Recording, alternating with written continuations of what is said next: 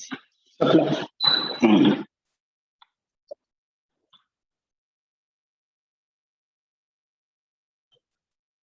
ध्यान से, नया टॉपिक है सप्लाई।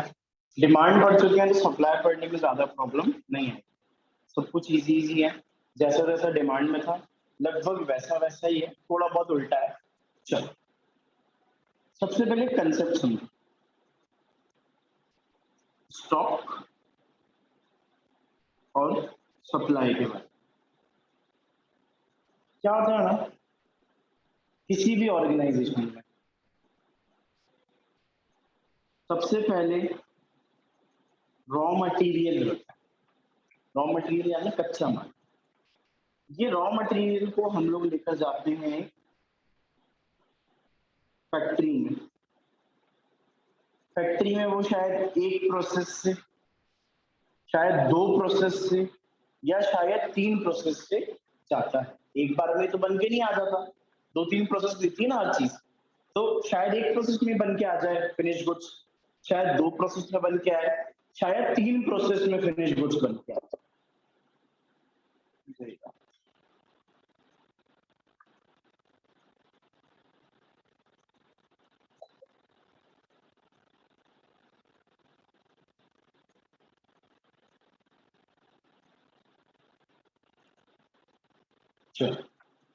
शायद तीन प्रोसेस में फैक्ट्री में गुड्स बनते हैं।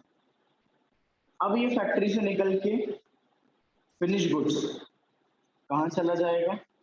गोडाउन। ये रहा हमारा गोडाउन, ठीक है। फिनिश गुड्स समझते हो ना, goods are ready to use, है ना। अब कंज्यूमर उसको डायरेक्टली यूज कर सकता है। तो कोई कंपनी थी, वो सबसे पहले मार्केट से जाती थी, रॉ मटेरियल खरीद के लाती थी। रॉ मटेरियल को अपनी फैक्ट्री की मशीन से प्रोसेस करती थी और फिनिश गुड्स में कन्वर्ट करती थी। फिनिश गुड्स में कन्वर्ट करने के बाद, फिनिश गुड्स में कन्वर्ट करने के बाद फाइनली वो पूरा रॉ मटेरियल कहाँ चला जाता था? गोडाउन। फिर पता है, जैसे जैसे कंज्यूमर उस गुड्स की रिक्वायरमेंट मांग करता है, जैसे जैसे कंज्यूमर को उस गुड्स की जरूरत होती है, तो वो कस्टमर जो है वो डिफरेंट डिफरेंट सेलर्स के पास जाता है और कहता है कि मुझे ये गुड्स चाहिए। अब जो सेलर होते हैं वो कहते हैं यार गुड्स तो कंपनी ने अभी हमें भेजा ही नहीं है।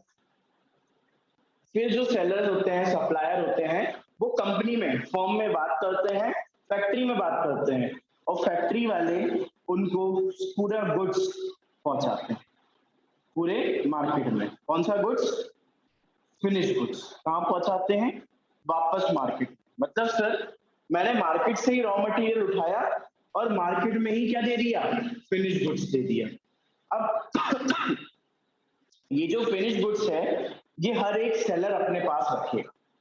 जैसे जैसे कस्टमर उसकी डिमांड करेंगे वैसे वैसे एक सेलर, एक दुकानदार मार्केट से सॉरी फैक्ट्री से माल मंगवाता जाएगा, माल मंगवाता जाएगा। तो देखो गोडाउन में आपके जितना भी माल रखा है, जैसे मान लो इन्होंने बनाया 1000 टन का माल, ठीक है। उसमें से इन लोगों ने मार्केट में करीब 50 टन क्या कर दिया? सप्लाई कर दिया। कुल मिला के इन्होंने कितना टन बनाया था? 1000, जिसमें से इन्होंने मार्केट में सप्लाई कर दिया 50 टन। तो अब ये बताओ इनके पास स्टॉक कितना बचा? हाँ, 950 का स्टॉक बचा। क्यों? क्योंकि सर 1000 में से 50 का स्टॉक तो चला गया, 50 का स्टॉक तो निकल गया, सप्लाई हो चुका, तो स्टॉक कितना बचा? 900। तो मैं बोलूंगा कि सर 31 अगस्त, 31 है ना, 31 अगस्त 2021 की रात को मेरे गोडाउन में स्टॉक 950 का। क्यों? क्योंकि मैंने शाम को 6 बजे 50 टन मार्केट में सप्लाई कर दिया। तो सप्लाई जो होता है वो हमेशा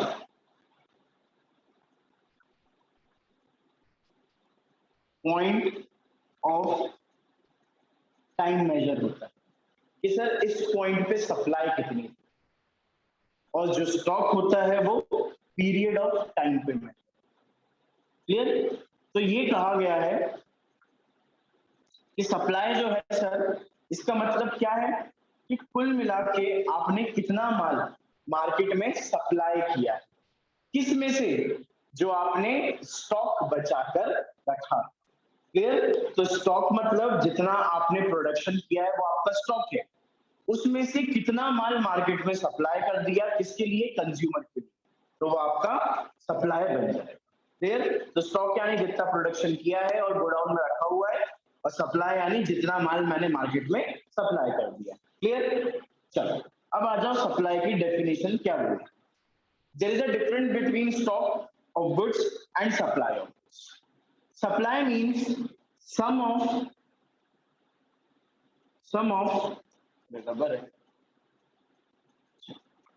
sum of part of stock of goods which is prepared by seller to sell at particular price at a particular market at a particular period of time।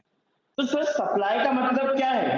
Supply का मतलब है कि स्टॉक का एक हिस्सा, स्टॉक का एक पार्ट, जैसे यहाँ पे अपन ने क्या करा, 100 टन स्टॉक में से 50 टन का पार्ट निकाल लिया। तो सप्लाई किसका पार्ट होता है? स्टॉक का पार्ट होता है। हमेशा याद रखना, सप्लाई जो है वो स्टॉक का पार्ट है। क्यों सर? अगर मेरे पास स्टॉक होगा तभी तो मैं सप्लाई कर पाऊंगा। अगर मेरी घर की पानी की टैंक में पानी होगा स्टॉक में, तभी तो मैं पानी को यूज कर पाऊंगा।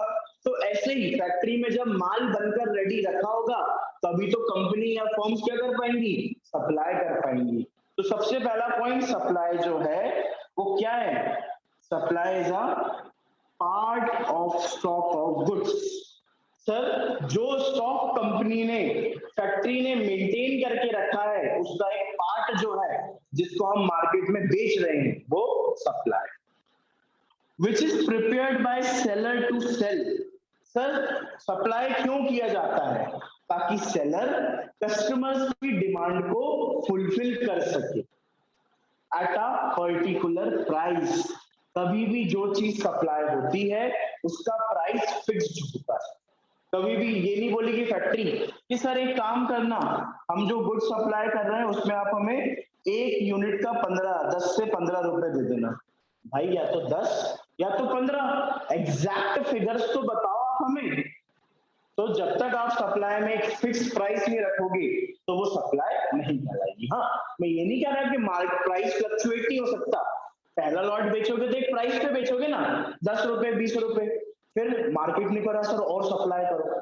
जैसे 950 टन बचा है उसमें से 100 टन और दो, तो शायद तुम उसका प्राइस चेंज कर दो, लेकिन जो सप्लाई करोगे ना उसका प्राइस आप फिक्स करोगे कि भाई 100 टन का प्राइस 10 रुपए, जो 50 टन पहले भेजा था उसका प्राइस 200 रुपए, इसके बाद जो भेजूंगा उसका प्राइस 300 रुपए। आपके ऊपर डिपेंड करता है आप क्या प्राइस रखना चाहते हो, लेकिन हर सप्लाई का प्राइस एक पर्टिकुलर होना चाहिए। ठीक है? फिर आओ at a particular market. Sir किस मार्केट में आप गुड्स को सप्लाई करेंगे? सर जिस टाइप का हमारा प्रोडक्ट होगा। अगर हमारा प्रोडक्ट ऑटोमोबाइल इंडस्ट्री का है, मतलब कार्स का है, तो हम उसको कहाँ भेजेंगे? भाई कार्स वालों के पास भेजेंगे, जो कार का मार्केट बना है वहां भेजेंगे। ज्वेलरी है तो भाई सराफा मार्केट में भेजेंगे। क्लियर? अगर कोई एफएमसीजी प्रोडक्ट है या फिर वेजिटेबल फ्रूट्स है तो मंडी में भेजेंगे। तो हर चीज का एक मार्केट बना हुआ है, तो आप किस मार्केट में सप्लाई करना चाहते हो। अच्छा, मार्केट का मतलब सिर्फ ये नहीं है कि जो मैंने बताया कि भाई गोल्ड है तो सराफा, ये मार्केट मींस आप ज्योग्राफिकल लोकेशन क्या डिसाइड कर रहे हो। क्या पूरे इंडिया में सप्लाई करोगे, पूरी दुनिया में सप्लाई करोगे, या सिर्फ भोपाल में, या सिर्फ एमपी में। तो जो भी पर्सन सप्लाई कर रहा है उसकी लिमिटेशन, ज्योग्राफिकल बाउंड्रीज क्या है, इसके अलावा किस मार्केट में, किस टाइप के मार्केट में, होलसेल मार्केट में, डायरेक्टली रिटेल मार्केट में कर रहा है, अच्छा ऑनलाइन सप्लाई कर रहा है, सारी चीजें कवर होंगी। ठीक है? तो सिर्फ एक चीज मत सोचना। Last, at a particular period of time. तो सर पूरे पीरियड ऑफ टाइम में देखा जाएगा कि सप्लाई जो है वो कितनी है। जैसे मैं बोलूंगा सर एक महीने में मैंने इतनी सप्लाई करी, मतलब एक महीने में मैंने 1000 यूनिट्स बेची, तो ये क्या हो गया, महीने भर में कितनी सप्लाई हुई। तो आप हमेशा supply particular period of time पे लेते हो। इसका मतलब क्या है, यहाँ पे मैंने शायद कुछ गलत लिख दिया था, ध्यान से सुनना। सप्लाई जो है वो पीरियड ऑफ टाइम पे मेजर की जाती है, ठीक है। और स्टॉक जो है ना, ध्यान से सुनो, जो स्टॉक है, स्टॉक जो होता है ना, वो पॉइंट पे मेजर किया जाता है, पॉइंट ऑफ टाइम पे, ठीक है। लिख लो ये चीज, सप्लाई जो है वो पीरियड ऑफ टाइम पे मेजर की जाती है, क्लियर। सो स्टॉक जो है वो पॉइंट ऑफ टाइम पे मेजर किया जाता है, एंड सप्लाई जो है वो पीरियड ऑफ टाइम पे मेजर की जाती है। अच्छा, मतलब क्या है सर, दिक्कत ये है कि है ना, अगर मैं 1000 टन का प्रोडक्शन कर रहा हूं, ठीक है, और महीने भर में मैंने कुछ यूनिट सप्लाई कर दी मार्केट में, तो क्या तुम ये पता लगा पाओगे ना कि महीने भर में कितना माल सप्लाई करा, पता लगा लोगे, लगा लेंगे। क्यों सर, स्टॉक 1000 यूनिट्स का था, जैसे यहाँ पे देखो, ये जो स्टॉक है ये 1000 यूनिट्स का है, इसमें से मैंने महीने भर में इसमें से मैंने महीने भर में 600 यूनिट सप्लाई कर दी, तो मैं बोलूंगा एक महीने का सप्लाई 600 यूनिट्स। लेकिन कोई अगर मुझसे पूछे एक महीने का स्टॉक बताओ, तो क्या एक महीने का स्टॉक सेम रहेगा, नहीं सर। शायद पहले दिन स्टॉक होता 900, चौथे दिन स्टॉक हो जाता 800, 8वें दिन स्टॉक हो जाता 700, 15वें दिन स्टॉक हो जाता 500, और 18वें दिन स्टॉक हो जाता 400। तो सर स्टॉक जो है ना, ये एक एक मिनट में चेंज हो सकता है, लेकिन सप्लाई आप पूरे महीने की मेजर कर सकते हैं। कैसे, कुल मिला के मैंने कितना माल बेचा, इसको क्या बोलते हैं, सप्लाई। लेकिन मेरा स्टॉक कितना है महीने भर का, तो सर महीने भर का स्टॉक नहीं, आप बैलेंस शीट भी बनाते तो स्टॉक में क्या लिखते हो, क्लोजिंग में, एज ऑन 31 मार्च 2019 2020, जो भी ईयर हो, मतलब क्लोजिंग स्टॉक आखिरी दिन का होता है, पूरे साल का नहीं होता, क्लियर। तो वो क्या है, क्लोजिंग बैलेंस है।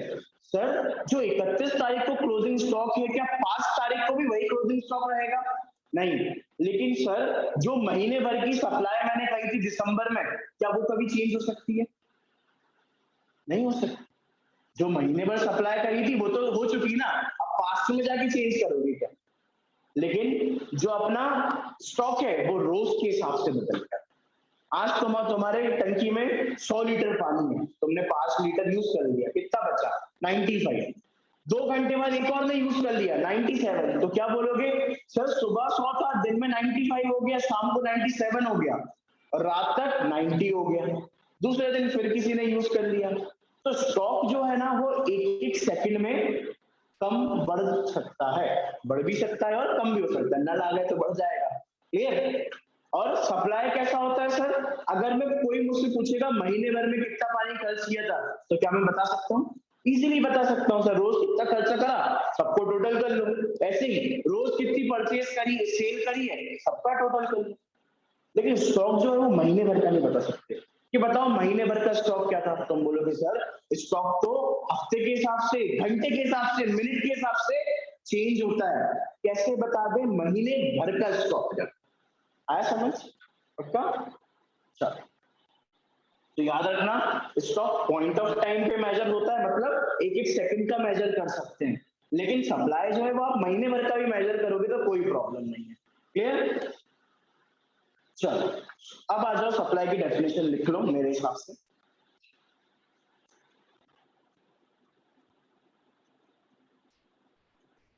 Quantity of a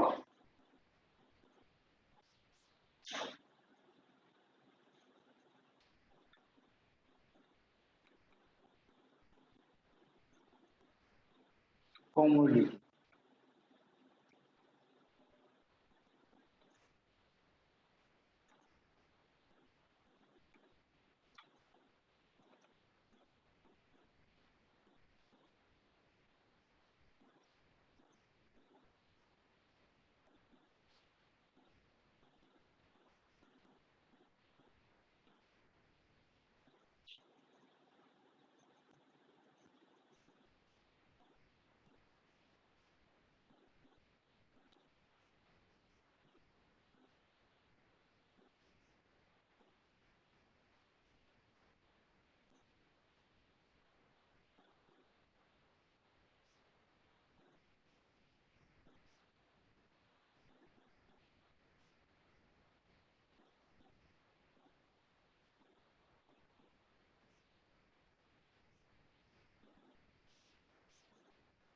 So this is supply.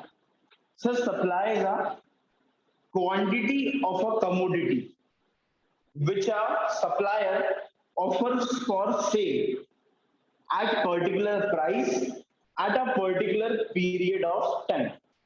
Sir supply यानी किसी भी गुड्स की कितनी क्वांटिटी को सप्लायर मार्केट में सप्लाई करना चाहता है, किसी भी गुड्स की। सर किसी भी गुड्स का मतलब किसी भी कमोडिटी का मतलब वो गुड्स जो सप्लायर बनाता है, वो गुड्स जो सप्लायर बनाता है उसकी कितनी क्वांटिटी को वो क्या करना चाहता है, सप्लाई करना चाहता है। कहां पे करेगा सर, मार्केट में। किस प्राइस पे करेगा सर, वो सप्लायर पे डिपेंड करता है कि वो गुड्स का प्राइस क्या रखेगा। क्लियर। और सर सप्लाई हम लोग किसकी देखेंगे, at a particular period of time, point of time पे नहीं, पीरियड ऑफ टाइम। जैसे मैंने बोला कि एक कंपनी है सर पार्ले जी, सबने सुना है, क्या बनाती है, बिस्किट्स बनाती है, चॉकलेट्स बनाती है। तो पार्ले जी जो है वो इज प्रोड्यूसिंग बिस्किट्स मान लो, ठीक है। तो मैं बोलूंगा कि पार्ले जी ये बताओ कि महीने भर में, पूरे मंथ में आप पार्ले जी की कितनी क्वांटिटी को सप्लाई करते हो मार्केट में और किस प्राइस पे सप्लाई करते हो। तो इसका आंसर जैसे ही पार्ले जी देगा कि मैं महीने भर में 10 करोड़ क्वांटिटी सप्लाई करता हूं और मार्केट पूरे इंडिया में करता हूं और उसके लिए मैं एक बिस्किट का 10 रुपए चार्ज करता हूं, तो दिस इज कॉल्ड सप्लाई। ये पार्ले जी की सप्लाई थी जिसमें पार्ले जी क्या कर रहा है, किसी भी कमोडिटी, कमोडिटी यानी कोई भी प्रोडक्ट, किसी भी प्रोडक्ट की कितनी क्वांटिटी को वो मार्केट में सेल कर रहा है, सेल नहीं कर रहा, सेल करने का ऑफर दे रहा है कि भाई आओ और मेरे प्रोडक्ट को खरीदो, मैंने मार्केट में मेरा प्रोडक्ट निकाल दिया है। अब एक फिक्स्ड प्राइस वो रखेगा उस गुड्स का जिस पे लोग उसको खरीदेंगे और एक मार्केट में उस वो गुड्स सप्लाई होंगे। क्लियर। तो सप्लाई यानी किसी भी गुड्स की आप कितनी क्वांटिटी को सेल करने का ऑफर दे रहे हो और आपने प्राइस भी फिक्स करा है और जो टाइम है ना अपन वो मंथली, ईयरली, एक दिन का, एक घंटे का, जो लेना चाहो ले सकते हो।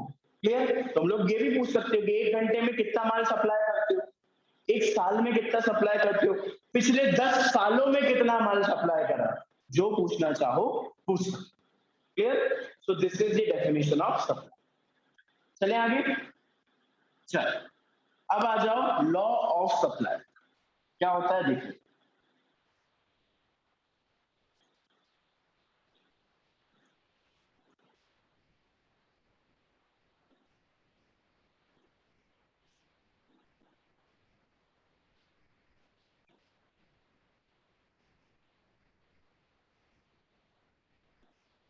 चलो सर एक कंपनी है,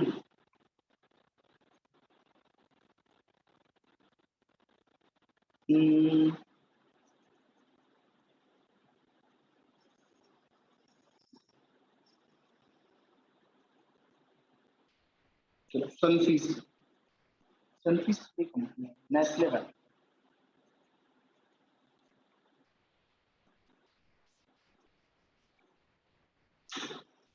नेस्ले, सुना है सबने नेस्ले का ना।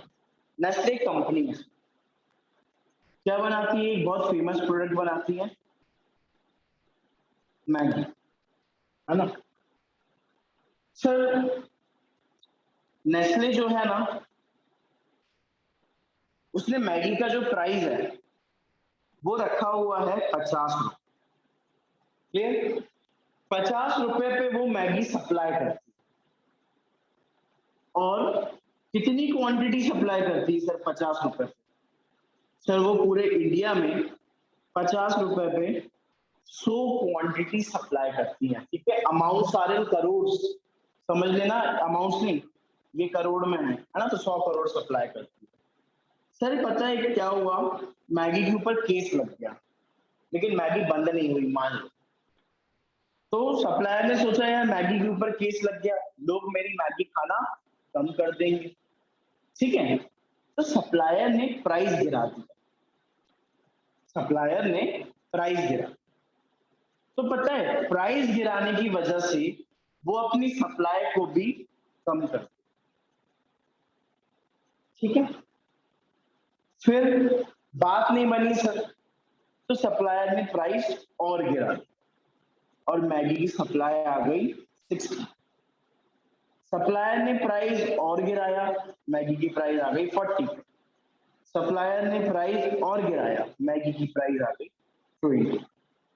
तो सर यहां पे हम लोगों ने मैगी की प्राइस देखी और मैगी की सप्लाई देखी।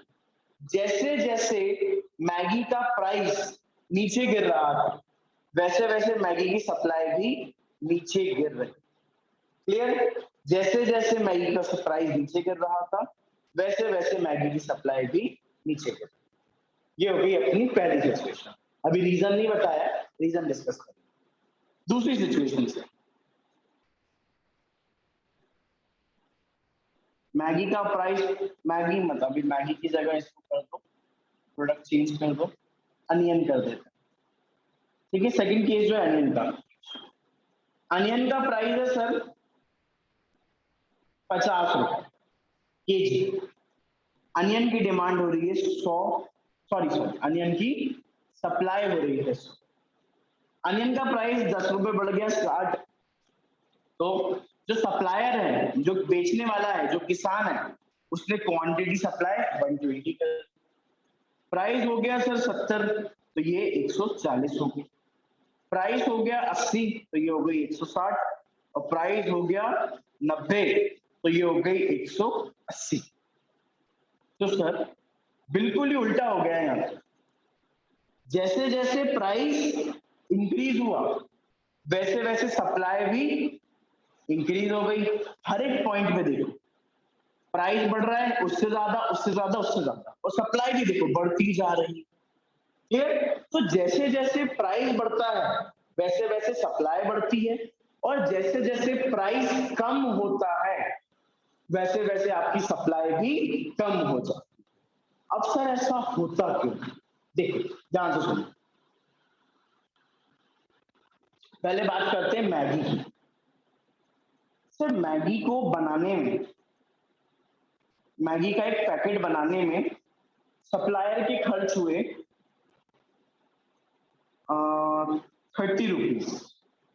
ये आई बनाने की क्या कॉस्ट। एक मैगी का पैकेट बनाने में कितने पैसे खर्च हुए? 30 रुपए। और सर मैगी बिक कितने में रही है? सबसे पहले 50 रुपीज में। मतलब सर अगर मैगी 50 की मिलेगी ना, तो यहाँ पे सप्लायर को पता है कितने का प्रॉफिट होगा? 20 रुपए। अगर प्राइस कम हो जाएगा, 40 हो जाएगा, सप्लायर को कितना प्रॉफिट होगा? 10 रुपीज। यहाँ पे थर्ड पे कितना प्रॉफिट होगा? 0। यहाँ पे -10 और यहाँ पे -20। तो सर एक बात बताइए, जब सप्लायर किसी भी कमोडिटी को सप्लाई करता है, तो उसका मेन ऑब्जेक्टिव क्या होता है?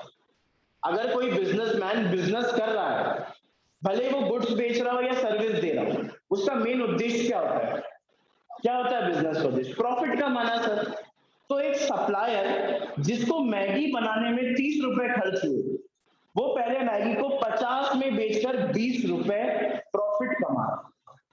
लेकिन सर क्या हुआ कि लोगों को मैगी पसंद नहीं आई, तो सप्लायर को बिना बात को प्राइस कम करना पड़ा। जैसे ही प्राइस उसने कम करा, तो डिमांड तो बढ़ जाएगी, डिमांड नहीं बढ़ रहा है। प्राइस कम करने से डिमांड बढ़ जाती है, ये अपन नहीं पढ़ रहे, अपन पढ़ रहे सप्लाई। सर प्राइस कम होने की वजह से सप्लायर को क्या होगा? लॉस होने लगेगा, या फिर प्रॉफिट कम होने लगेगा। तो दोनों ही सिचुएशन में सप्लायर सोचेगा एक काम करता हूं, अभी मेरे गुड्स का प्राइस गिर रहा है, अभी मेरे गुड्स का प्राइस गिर रहा है, जिसकी वजह से मुझे क्या हो सकता है? लॉस हो सकता है। तो एक काम करता हूं, मैं मेरे गुड्स का, मैं मेरी मैगी का स्टॉक बना लेता हूं अभी, और क्या करता हूं, मार्केट में सिर्फ 80 यूनिट सप्लाई करता हूं, 20 यूनिट अपने पास रख लेता हूं। क्यों? जब प्राइस वापस बढ़ेगा ना, ये भी बेच दूंगा। क्योंकि अगर अभी मैंने अपने प्रोडक्ट को बेच दिया ना, सबका सारा का सारा, तो मेरा प्रोडक्ट जो 50 रुपए का बिक रहा था वो 40 में बिकेगा। तो इससे अच्छा है जितना कम हो सके उतनी कम सप्लाई करो। क्यों? क्योंकि कम लॉस झेलो। थर्ड पॉइंट, प्राइस और कम हो गया सर, तो मैंने सप्लाई और कम कर दी। मैंने ये सोचा कि सर मेरी प्राइस मतलब मेरी सेलिंग प्राइस और मेरी कॉस्ट प्राइस दोनों तो एक ही हो गई। जितनी मैंने लागत लगाई थी, जितनी मैंने कॉस्ट लगाई थी, उतने में ही मेरा प्रोडक्ट बन रहा है। तो यहाँ पे मैं अपनी सप्लाई और कम कर देता हूँ। क्यों? क्योंकि सर यहाँ मुझे कुछ प्रॉफिट ही नहीं हो रहा। तो लोग बोल रहे हैं भाई जब तुझे प्रॉफिट नहीं हो रहा तो मार्केट में बेच क्यों रहा है, मत बेच। तो मैंने कहा अगर मैंने 2 महीने 3 महीने अपनी दुकान बंद कर ली ना तो लोग मेरा नाम भूल जाएंगे मार्केट से कि मैगी नाम की भी कोई चीज थी। तो इसलिए मैं मार्केट छोड़ नहीं सकता। लेकिन हाँ, अगर मुझे कोई फायदा नहीं हो रहा, नुकसान भी नहीं हो रहा, तो मैं अपनी 40 गुड्स को 40 क्वांटिटी को अपने घर पे अपने गोडाउन में स्टॉक बना के रख लूंगा और सिर्फ 60 ही बेचूंगा, जिससे कुछ लोगों की जरूरतें पूरी भी हो जाए, मेरा नाम भी मार्केट में रहे और मुझे ज्यादा लॉस झेलना भी ना पड़े। सर जो 40 का स्टॉक आपने बचाया है उसका क्या करोगे? जब प्राइस इंक्रीज होगी तो मैं वो जो स्टॉक है वो भी मार्केट में बेच दूंगा। तो उससे फायदा क्या है सर? प्रॉफिट ज्यादा मिलेगा। आया समझ? और सप्लाई कम होगी तो सर ऑल लॉस की सिचुएशन आएगी। तो आप क्या सोचोगे? कम से कम नुकसान हो तो आप अपनी सप्लाई और कम कर दोगे, और प्राइस कम होगी तो आप अपनी सप्लाई और भी कम कर दोगे। क्लियर? आया समझ? अब यहाँ पे देखो, अनियन की बात करते हैं। सर अनियन के केस में क्या हो रहा है? जैसे जैसे अनियन का प्राइस इंक्रीज होता जा रहा है वैसे वैसे सप्लायर अनियन की सप्लाई भी बढ़ाता जा रहा है। क्यों सर, ऐसा क्यों? क्योंकि पता है सर, अनियन की खेती करने में मेरी कितनी कॉस्ट लगी थी? मेरी कॉस्ट लगी थी 30 रुपए। अनियन की खेती करने में 1 किलो अनियन उगाने में मेरे 30 रुपए खर्च हुए थे। पर यूनिट निकाल सकते हैं ना हर चीज का, है ना? कॉस्टिंग में तुमने पढ़ा होगा 11th में। तो सर हर चीज का पर यूनिट निकाल सकते हैं। तो मैंने जब अनियन का देखा तो अनियन को बनाने में मेरे कितने रुपए खर्च हुए, मतलब बनाने में इन द सेंस उसकी फार्मिंग करने में, पर 1 केजी बनाने में 30 रुपए खर्च हुए। ठीक है सर, मैं 1 केजी को कितने में बेच रहा हूँ? 50 में। तो यह मेरा प्रॉफिट कितना हुआ? 20। सर अनियन का प्राइस 50 रुपए से 60 रुपए हो गया, 60 रुपीज। तो सर ये मेरे लिए एक प्रीशियस टाइम है। क्यों? क्योंकि अनियन का प्राइस अभी इतना हाई है, इतना हाई है कि लोग अनियन को ज्यादा से ज्यादा खरीदेंगे। पता है क्यों? क्योंकि लोगों को ये भी लग सकता है ना फ्यूचर में प्राइस और इंक्रीज ना हो जाए, जैसे गोल्ड के साथ हुआ था कि लोगों को लगा था गोल्ड 70-80 ना पहुंच जाए तो 60,000 पे लोगों ने गोल्ड खरीदा है, आज गोल्ड वापस 45 पे आ गया। ठीक है, वो that is not matter. As a supplier बन के सोचो, सोचो तुम लोग एक सप्लायर है और तुमने देखा कि जिस चीज को तुमने 30 का बनाया है, 30 तुम्हारी लागत लगी, तुम्हारी कॉस्ट लगी, वही प्रोडक्ट कितने का हो गया? 60। सर 30 रुपए का फायदा है, क्या करूं? सप्लाई ज्यादा करूं कि कम? ज्यादा करूंगा। मतलब जो स्टॉक मैंने बचा के रखा था ना कम प्राइस की वजह से, बोलूंगा इसको भी बेचो मार्केट में। क्यों? क्योंकि तब मेरे पास 40 में बिक रहा था, अब तो मेरे पास 60 रुपए पे बिकेगा, तो हर यूनिट पे 30 रुपए का फायदा। अब सप्लायर देखेगा सर प्रोडक्ट 70 रुपए का, ये तो और भी अच्छी सिचुएशन है। तो जितना हो सके मार्केट में उतनी गुड्स को सप्लाई करते जाओ, 40 का फायदा। सर प्राइस और बढ़ गई, और अच्छी बात है सर, सीधा सीधा 50 रुपए का प्रॉफिट कमाऊंगा, मतलब मैं सप्लाई अभी भी बढ़ा सकता हूं और लास्ट 60 रुपए का प्रॉफिट और सप्लाई बढ़ा सकते हैं। क्लियर? तो हर एक सप्लायर इसी स्ट्रेटेजी को फॉलो करता है। क्यों? क्योंकि सर अगर प्राइस बढ़ रहा है और वो मार्केट में ज्यादा माल बेचेगा तो उसको ज्यादा प्रॉफिट मिलेगा, और अगर गुड्स का प्राइस घट रहा है तो मार्केट में उसके प्रोडक्ट बिकेगा तो, लेकिन सर उसको फायदा नहीं होगा। तो फायदा ही नहीं होगा तो क्या मतलब है माल बेचने का? क्लियर? तो अगर आपका प्राइस बढ़ता जा रहा है तो आप सप्लाई बढ़ाते जाओगे। क्यों? क्योंकि it is an profitable situation for supplier. Clear? समझ में आया? चलो अब यहाँ पे देखो तुम्हें क्या दिया हुआ है, ये सप्लाई स्केड्यूल दिया है ऑल दो। तो देखो यहाँ पे भी क्या हो रहा है, प्राइस बढ़ रही है, 500 से 1000 हो गई, 1000 से 1500 हो गई, 1500 से 2000, 2000 से 2500। इसकी वजह से देखो सप्लायर ने क्या करा, सप्लाई भी बढ़ाता गया। सप्लाई देखो पहले 10, फिर 30, फिर 55, फिर 90। मतलब जैसे जैसे प्राइस इंक्रीज होता है वैसे वैसे सप्लायर क्या करता है, अपने गुड्स की सप्लाई इंक्रीज करता जाता है। तो भाई यहाँ पे लिखने वाला टॉपिक क्या है, तो लिखो there is N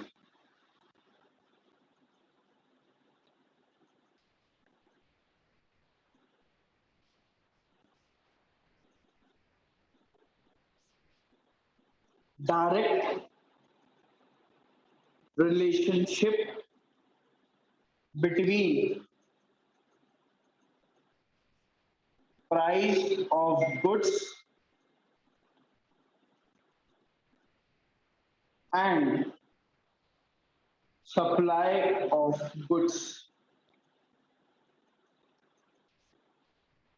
That is, if price will increase, then supply will also increase, or price will decrease, so supply will also decrease. तो sir this is law of supply, जो कहता है प्राइस और supply में direct relationship होती है। जिसका मतलब क्या है कि सर जैसे जैसे प्राइस बढ़ेगा वैसे वैसे सप्लाई बढ़ेगी, और जैसे जैसे प्राइस गिरेगा तो वैसे वैसे सप्लाई भी गिरेगी। तो इसको हम कैसी रिलेशनशिप कहते हैं, डायरेक्ट सर। मतलब एक को देखा देखी दूसरा भी वही काम कर रहा है, तो सर उसकी दूसरे पर्सन से मतलब गुड्स की प्राइस से कैसी रिलेशनशिप है, यहाँ पे डायरेक्ट है। जैसा जैसा प्राइस का बिहेवियर वैसा वैसा सप्लायर का भी बिहेवियर। प्राइस बढ़ेगा सप्लायर सप्लाई बढ़ाएगा, प्राइस कम होगा तो सप्लायर जो है वो सप्लाई कम कर देगा। क्लियर, समझ में आया? चल, so this is law of supply. अच्छा हाँ, एक नोट डाल लो,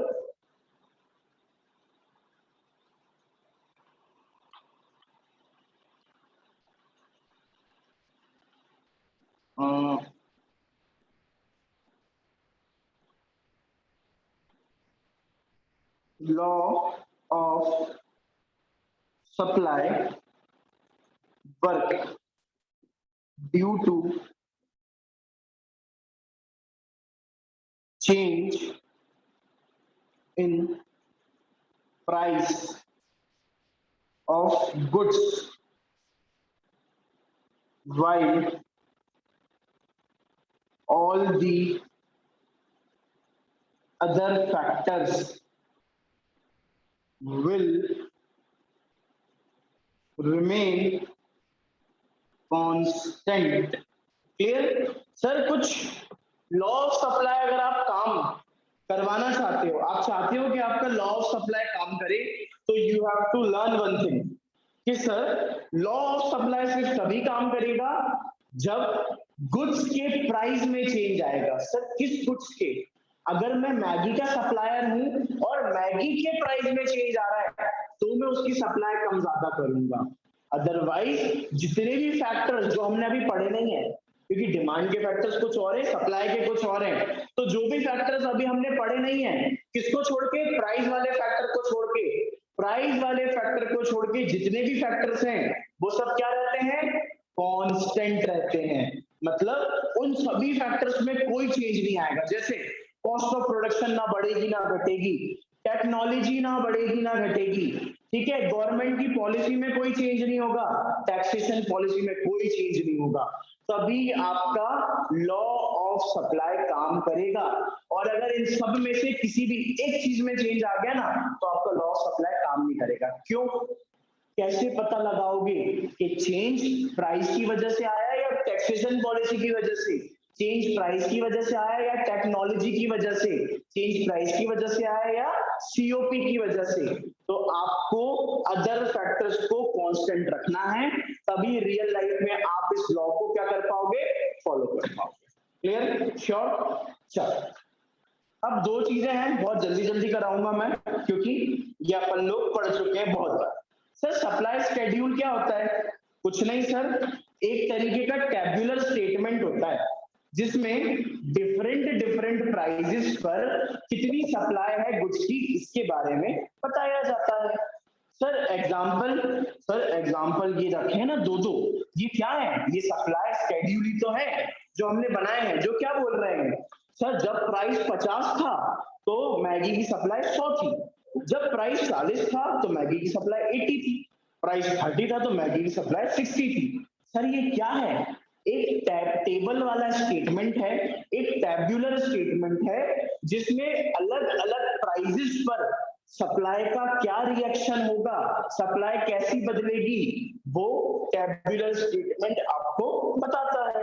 तो सर सप्लाई शेड्यूल क्या होता है, डिफरेंट डिफरेंट प्राइसेस पर आपकी सप्लाई कितनी रहेगी, इसको इन लोगों ने टेबल में जमा कर दे दिया, इसको क्या कहते हैं, सप्लाई शेड्यूल कहते हैं। क्लियर। सर दो तरह की सप्लाई होती है, एक इंडिविजुअल सप्लाई और एक market supply. Sir individual supply का एग्जांपल बताइए। अभी अपन ने ये जो दोनों टॉपिक्स करे ना, नेस्ले एक बार अनियन, इसको क्या कहते हैं, इंडिविजुअल सप्लाई, जिसका मतलब जब कौन हो, सिर्फ एक इंडिविजुअल सेलर हो। जैसे मैंने बात करी ऑयल की, तो सर ऑयल बनाने वाली ढेरों कंपनियां हैं, बहुत सारी कंपनी ऑयल बनाती है, बंसल, अपन लोग बंसल, रुचि स्टार, फॉर्च्यून, कृति, किंग्स, ये 5 नाम जो बहुत कॉमनली चलते हैं। इसके अलावा सफोला, ये वो 10 तरह की ऑयल की कंपनीज है ना। लेकिन सर जो पाम ऑयल होता है वो 10 तरह की कंपनियां बना रही हैं।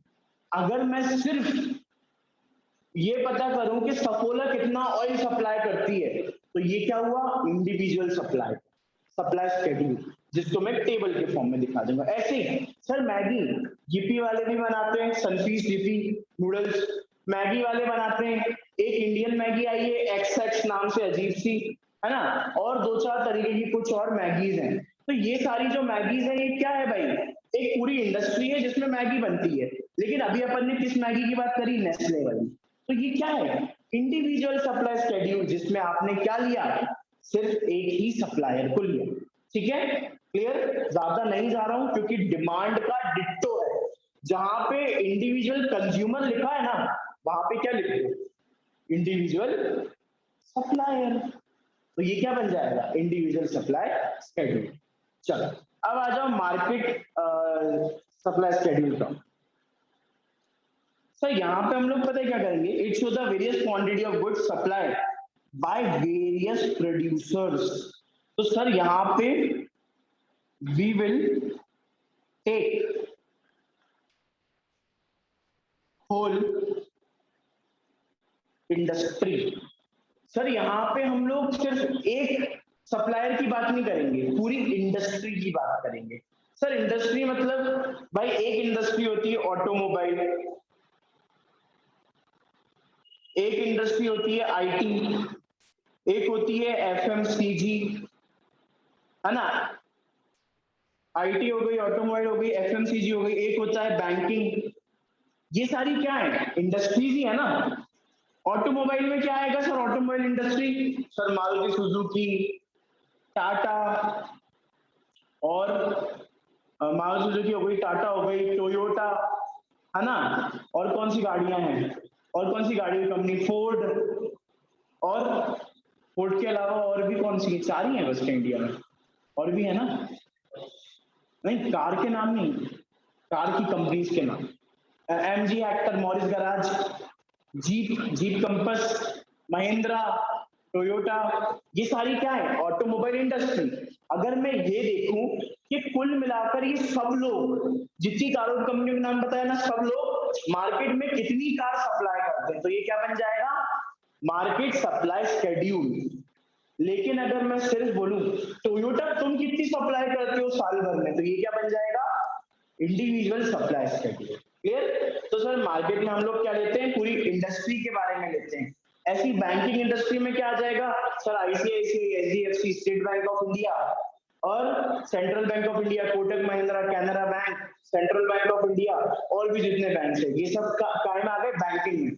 अब मैं पूछूं बैंकिंग वाले कितनी सर्विसेज देते हैं, तो सर बैंकिंग में जितनी भी बैंकिंग कंपनीज का मैंने अभी नाम बताया, सबका टोटल कर लो, तो ये क्या हो जाएगा, मार्केट सप्लाई शेड्यूल। क्लियर। और अगर मैं सिर्फ बोलूं एसबीआई के बारे में बताओ तो वो इंडिविजुअल सप्लाई शेड्यूल। ऐसी आईटी कंपनीज है ना, इन्फोसिस, विप्रो और टीसीएस, ये क्या है, आईटी सेक्टर वाली कंपनियां जो क्या बनाती है, प्रोसेसर्स बनाती हैं, एप्लीकेशंस बनाती हैं, वेब ब्राउजर्स बनाती हैं, एंटीवायरस सॉफ्टवेयर्स बनाती हैं। तो ये कंपनियां मैंने तीन बताई, तीनों का ले लो तो क्या बन जाएगा, मार्केट सप्लाई शेड्यूल। सिर्फ एक ही कंपनी का लो, सिर्फ टीसीएस का, तो इंडिविजुअल सप्लाई शेड्यूल। क्लियर। चल अब आ जाओ, इंडिविजुअल सप्लाई कर्व क्या होता है और मार्केट सप्लाई कर्व क्या होता है। तो सर देखिए, इंडिविजुअल सप्लाई कर्व हमें इसलिए बनाना पड़ेगा क्योंकि हमें लॉ ऑफ डिमांड का ग्राफ बनाना है। तो ग्राफ भी बना लो एक टेबल के साथ साथ। तो टेबल बनाओगे उसको क्या बोलोगे, इंडिविजुअल सप्लाई शेड्यूल, जिसको क्या बोलोगे, टैबुलर स्टेटमेंट। और जो ग्राफ बनाओगे उसको क्या बोलोगे, इंडिविजुअल सप्लाई कर्व, जिसको क्या बोलेंगे, ग्राफिकल रिप्रेजेंटेशन। तो चलो इसको बनाते हैं और क्लास फिनिश करते हैं, ताकि नेक्स्ट क्लास से एक्सेप्शन डिस्कस करें सीधा। अभी तो वही डिस्कस नहीं करें, डिटर्मिनेंट एक्सेप्शन कहां से करें।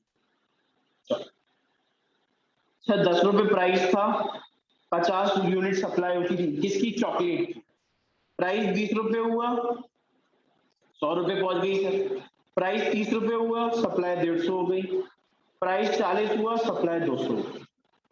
Sir this is individual supply schedule, जो क्या है सर, एक टैब्यूलर स्टेटमेंट है।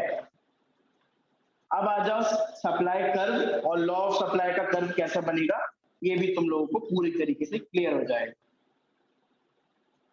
ये एक्स एक्सिस, ये वाई एक्सिस। एक्स एक्सिस पे हमेशा क्या आता है, या तो डिमांड आती है या तो सप्लाई आती है। हम कौन सा चैप्टर पढ़ रहे हैं, सप्लाई, तो हम लोग डिमांड को नहीं लिखेंगे। वाई एक्सिस पे हमेशा प्राइस आता है। सब प्राइस 10, 20, 30 एंड 40। अब आ जाओ प्राइस, जैसे प्राइस 50, 100, 150 और 200। सर जब प्राइस 10 रुपए थी तब सप्लाई 50 थी, ये पहला पॉइंट हो गया। सर प्राइस हो गई थी 20, ये हो गया हमारा दूसरा पॉइंट। अब सर प्राइस हो रही है 30,